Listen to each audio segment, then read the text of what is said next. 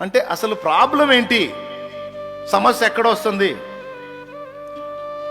ఏమండి? కుటుంబానికి సంబంధించైనా, మన ఆత్మీయ జీవితానికి సంబంధించైనా, సమాజంలో జీవితానికి సంబంధించైనా, మన పిల్లలైనా, ఇంటి వాళ్ళైనా, బయటి వాళ్ళైనా, సేవ చేసే సేవకుడి సేవలో అయినా వైఫల్యాలు జరుగుతున్నాయి, ప్రతికూలతలు ఎదురవుతున్నాయి. అంటే అసలు కీలకం ఎక్కడుంది? దేవునికి స్తోత్రం. కారణం ఎక్కడా? దాన్ని నిశితంగా పరిశీలించుటయే వివేచన, వివేకం. అన్న మనకి ఎలా వచ్చింది వివేకం అని అడగండి. ఆ వివేచన మనకి ఎలా వచ్చింది? అది అవసరమే.